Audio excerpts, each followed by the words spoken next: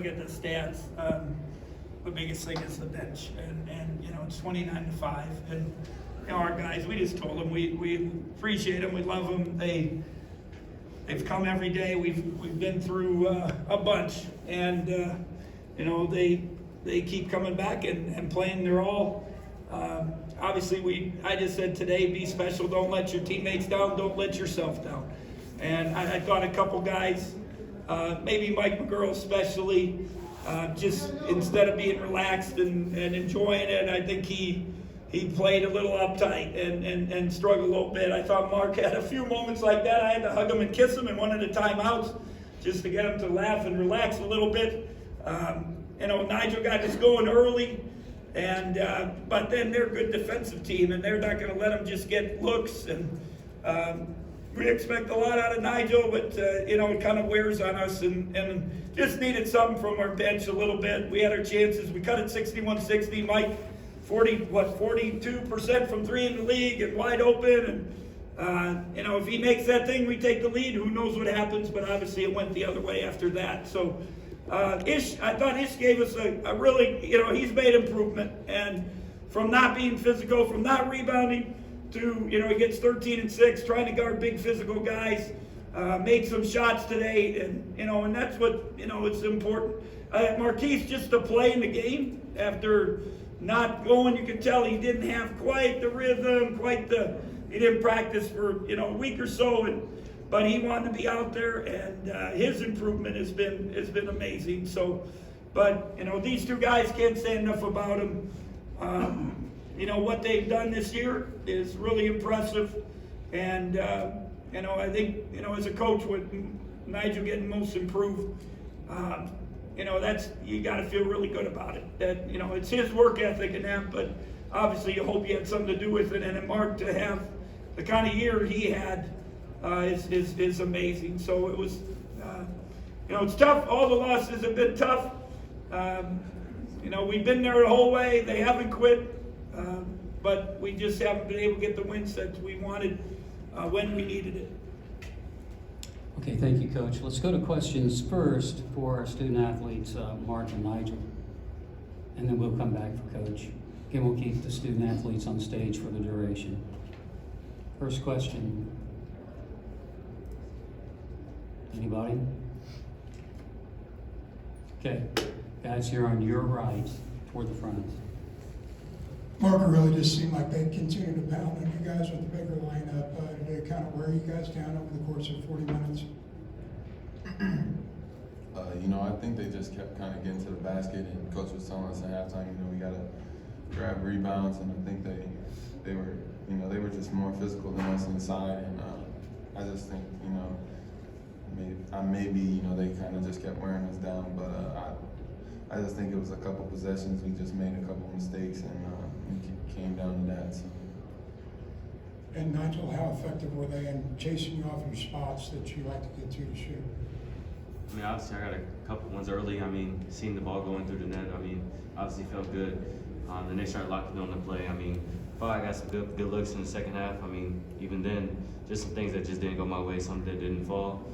But obviously, I mean, they still were kind of lost because they fouled a couple times on the jump shots. So, I mean, I thought I got the good looks. I just didn't, you know, make them count. Okay, toward the back. You're on the right-hand side aisle. For the players, you know, the season, it looks like it's going to go. I don't know if you guys are going to end up going to one of those other postseason tournaments, but how will you look back on this year as you sit here right now? Missed opportunities, disappointment? I mean, how do you characterize it? Nigel, why don't you go first? I mean, I enjoyed the season totally. I mean, this is like my first truly college season. Last year having the COVID. I mean, just traveling, playing on the road with all the away atmospheres. I mean, it's just what I lived up to. I mean, what I dreamed about as a kid. I definitely wouldn't say any missed opportunities. I just feel like it's all learning. When you fail and you get back up, it's only a failure if you don't learn from it. So I think we picked up on some things that we learned from. We got to do better, and we're going to come back and be better next year.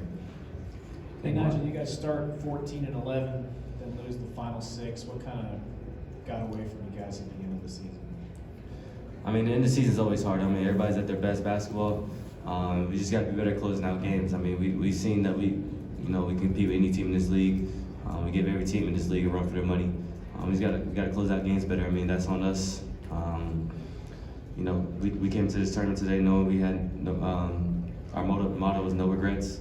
And that's just something that we play by today. I mean, I feel like we left it all out there. There were some moments here and there where we could have been better, but I feel like we played really, really hard today.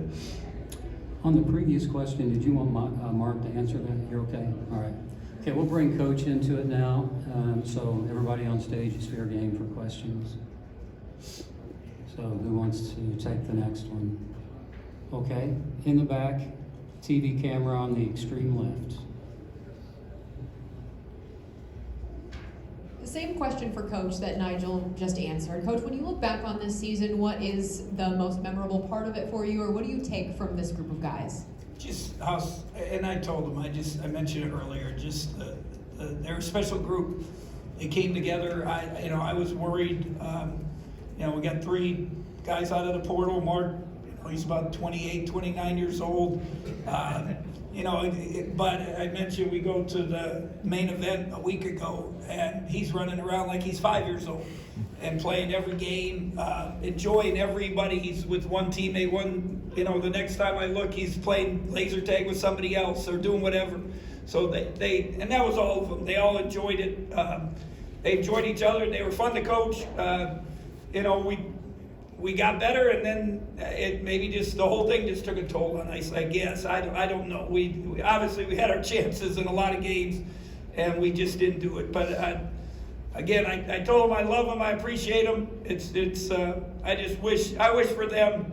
I pray every day that something good would happen, and it just didn't. But they, after the whole message after is about what you are about as a person, your character, what you're going to be in the future, and that's the most important thing when it comes down to it. So the pain of the losses goes, but having character, having a spiritual belief, those are the most important things in the long haul for all these guys. So it's I know we all want to win, and no one wants to win more than I do, but at the same time, I want to be proud of them. Just like I am all the other guys, all the guys that have come through K-State and graduated, and our fathers and husbands and doing things the right way. Okay, next question here on this left side, inside aisle. You have a question, right? Okay. Bruce, on the chance that this was your final game at Kansas State, is there anything you want to say or reflect on in your 10 years? I'll be honest. I'm very, very proud of my time here. It's funny. Some of you guys asked about the tradition and all the history, and I look out at the banner, and it was a long, long time, and they hadn't won a Big 12 championship. And, we won in 13. I told the guys that the sad part, and the funny part, the sad part, I didn't get much credit for that. And they all said it wasn't my guys. But I would tell you, probably the closest group of all my 40-some years of coaching is that group. From Thomas Gibson to Shane to Nino to DJ to Rodney to all that group. And some of them had a year, some of them had 2 years. But that group was really, really special. And, then we did it with our guys. We won a Big 12. And I'm really proud of that. And obviously the Elite Eight I'm proud of. The tournament bids, obviously I wish I had more. And everyone wants more.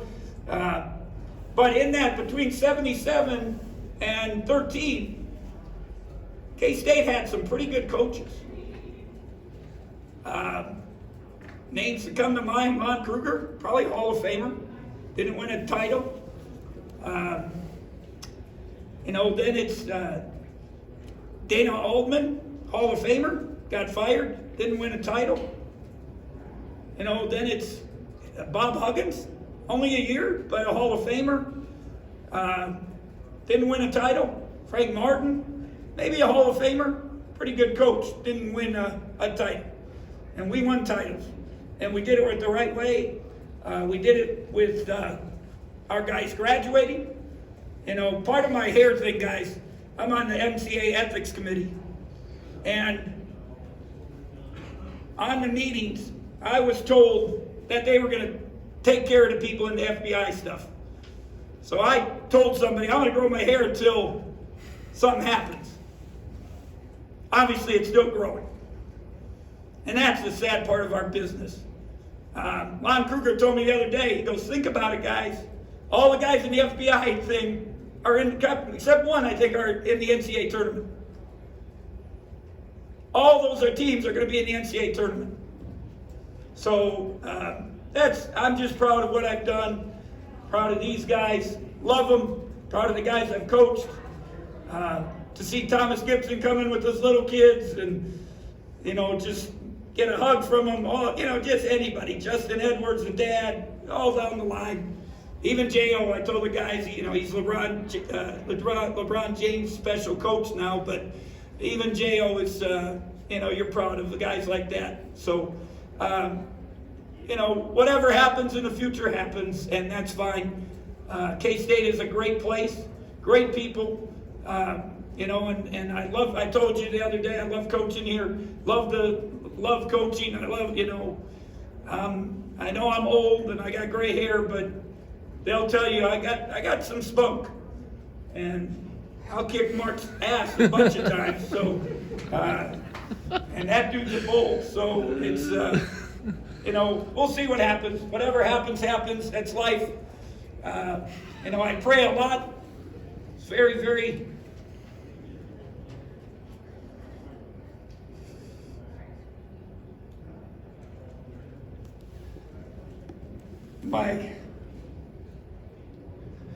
my faith is very important. And all along, this journey, I'm a miracle, guys. I wasn't a great player. I told the guys where I came, my dad came over on a boat, didn't get a high school degree. He made all my family teachers and coaches. My brother's High School Hall of Fame, Wisconsin, Illinois High School Hall of Fame, sisters, teachers and coaches. And I had a whim to go to I wanted to be a GA. And I drove 9 hours to Western Kentucky to interview with Coach Gady, and he wasn't there. I had driven 9 hours. I never drove 9 hours in my life. And I had my leisure suit on. I was ready for the interview, and he wasn't there. And the secretary laughed at me, and I said, well, where is he? Well, he's not here. He's out. Is he coming back? No, he's out of the country. Well, he forgot. And I remember going back to camp, working camp and calling them on a payphone. I put quarters in. There were no cell phones at these guys wouldn't have no idea about that. And I called Coach Gady and I said, Coach, I came in. Oh, I'm sorry. Why don't you drive down again? I said, Coach, I'm running Rick and Jarris's camp, and I can't leave again. Either you hire me or you don't. And if I would have known what Coach Gady was about at that time, I would have probably, I would have never said that, but I didn't know how mean he was and how tough he was. And he was quiet, and he said, okay, you're hired. He never met me, and was with him 19 years. Unbelievable years. Gave me a chance. I told these guys my degree in basketball have given me lifetime experiences that I've never dreamed of, and really proud of them. And talked to guys I coached 40 years ago, and it feels like I'm still their guy, and they're buddy. So it's it's a crazy business. I loved it. I hope I get to continue, but we'll see what happens. Okay, Coach, we're out of time. Thank you so much. Thank you. Appreciate it. Thank you, guys.